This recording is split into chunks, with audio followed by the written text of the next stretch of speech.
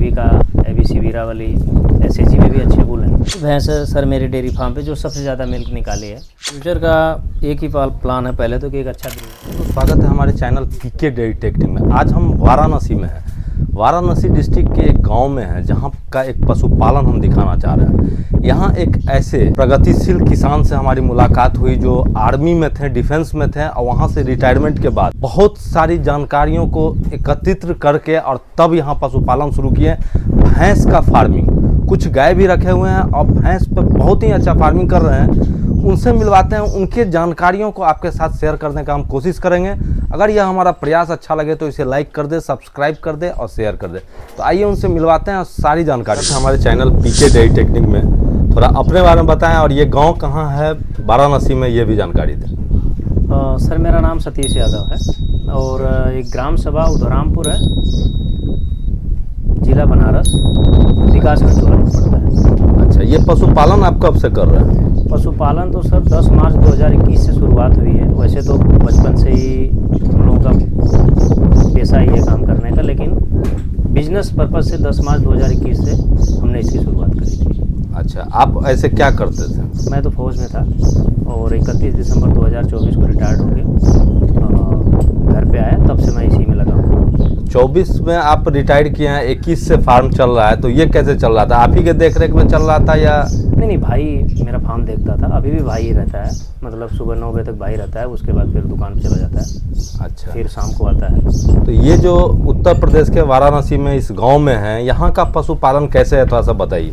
देखिए सर, यहाँ पे एक सच्चाई की बात यह है कि अगर 100 पशुपालक है तो 90% जो है वो पुरानी पद्धति से काम कर रहे हैं और 10% ऐसे हैं जो आधुनिक तरीके से काम कर रहे हैं। और होना चाहिए कि 100 के 100% लोग आधुनिक तरीके से डेयरी फार्मिंग करें। नहीं, आपसे बातें हुई, मुलाकात हुई तो आपने बताया कि आप इसका जानकारी बहुत लोगों से, बहुत जगह घूमे भी हैं। जैसे डिफेंस में थे तो आपका अलग अलग स्टेट में ट्रांसफ़र पोस्टिंग होता था, तो वहाँ भी आपने सीखा है। तो कैसे क्या जानकारी रहा जो आपने पशुपालन को आधुनिकीकरण किए हैं? देखिए सर, मैं 2020 में जब कोरोना काल था उस समय मैंने क्या करा था कि NDRI करनाल से मैंने और मेरी पत्नी ने 1 महीने की ट्रेनिंग ली थी। फिर डॉक्टर UK उथैया जी के यहाँ से लिया था। लेकिन अगर मैंने सबसे ज़्यादा कहीं से सीखा तो उत्तर प्रदेश पश्चिमी यूपी में एक आदर्श पशुपालन सोसाइटी करके हैं। वहाँ पे महक सिंह तरार जी हैं, कृष्ण जी हैं, उनीश जी हैं, हेमंत जी हैं। ये लोग एक तरह से पशुपालन के मास्टर हैं। जितनी भी जानकारियाँ मुझे मिली हैं 70% तो मैंने उनसे ली है और आज भी मैं उनसे लेता हूँ, ये हकीकत है। और 30% तो मान के चलिए जो जितना मैंने सीखा उसमें से कोर्स से, लेकिन 70% मैंने उनसे जानकारियाँ ली। अच्छा, तो वहाँ क्या क्या सीखे, जैसे कि ट्रीटमेंट वगैरह या मैनेजमेंट का क्या? देखिए, ट्रीटमेंट नहीं, पहले तो पशु का रख रखाव की सबसे ज़्यादा ज़रूरत है। ट्रीटमेंट की तो मैंने कहीं ट्रेनिंग नहीं लिया। ये उन लोगों से ही बात करके कि क्या करना है। जैसे घर पे आया कोई पशु बीमार है तो फ़ोन कर देना, भैया ऐसी बात है या गुरुजी ऐसी बात है, तो वहाँ से इलाज आ जाता है कि यार तुम ये करो। तो ऐसे ऐसे करके धीरे धीरे अनुभव होता गया। अच्छा, अभी टोटल आपके पास कितनी भैंस हैं? मेरे पास 7 भैंस हैं और 6 कटड़ी हैं, 3 गाय हैं और 2 बछड़ी हैं।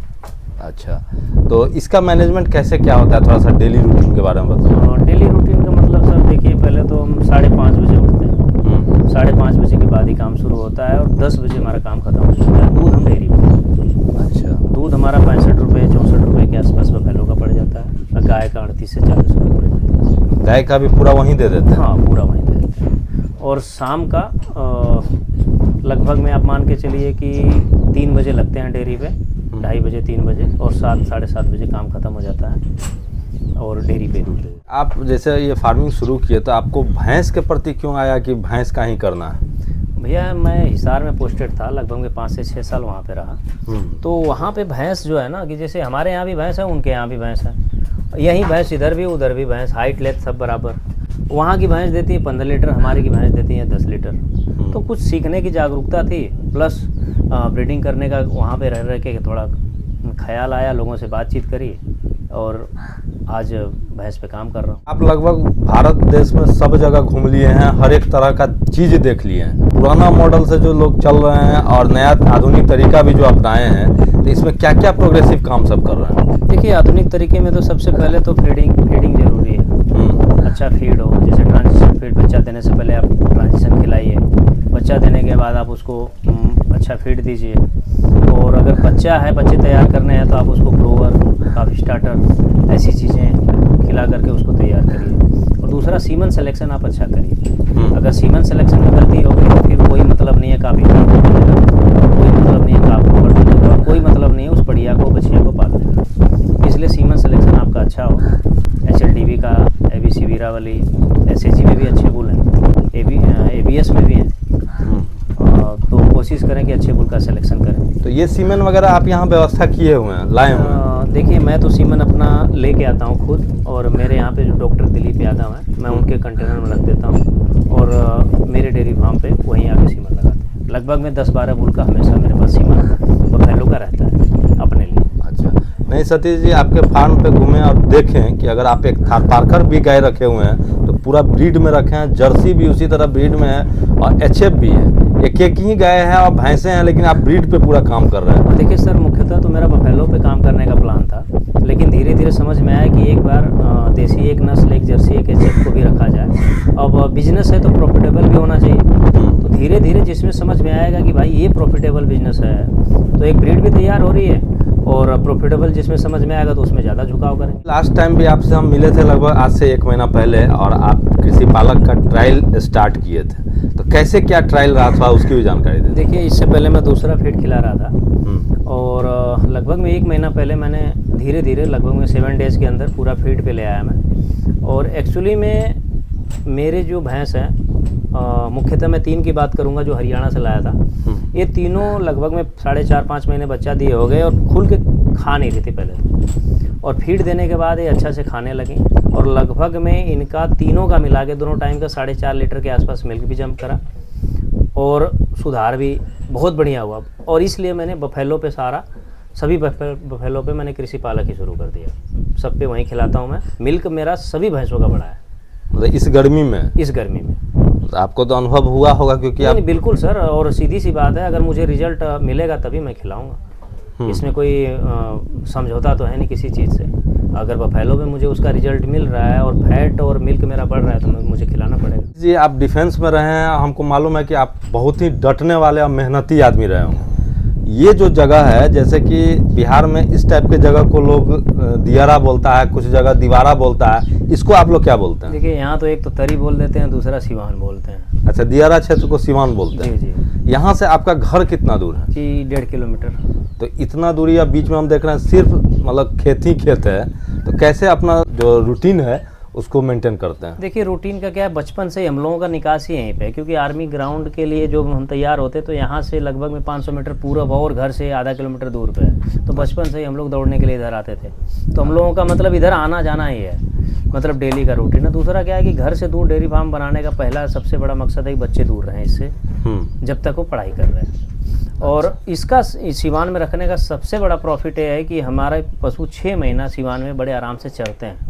अच्छा। अब घर से मैं आऊँगा भैंस लेके, किसी का खेत नुकसान होगा, किसी की चरी नुकसान होगी, तो ठीक नहीं। और यहाँ से क्या है कि अपना छोड़ दिए, 4 घंटा चरी, यहाँ से देखते रहे कहाँ दिख रही है, जब तक दिख रही है तब तक आप फार्म पे काम कर लीजिए। तो 6 महीना में मतलब क्या खेती वगैरह यहाँ नहीं होता? खेती होती है, लेकिन सरसों की खेती होती है, बाकी बीच में बाढ़ आ जाती है तो खत्म हो जाता है मैटर। अच्छा, तो उसमें चरने के लिए क्या दूध वाली भैंस को भी छोड़ देते हैं? हाँ, दूध वाली भैंस को भी छोड़ते हैं, लेकिन इस साल से प्लान है कि दूध वाली भैंस को इस फार्म पे ही रखेंगे, बाकियों को छोड़ेंगे। ये लोग कहाँ कितना दूर तक चले जाते हैं? ये तो 3-3 किलोमीटर आगे तक चले जाते हैं सर। तो डेली फिर लाने जाना पड़ता है? नहीं, साथ में रहते हैं, छोड़ते नहीं है। जब तक दिख रही हैं तब तक तो दूर रहते हैं फार्म पे, लेकिन जब दूध दिखने से गायब हो गई तब तो जाना पड़ेगा ना। अच्छा, तो फिर वहाँ मोटरसाइकिल से? हाँ, मोटरसाइकिल से जाएंगे, घुमा के फिर आ जाएंगे।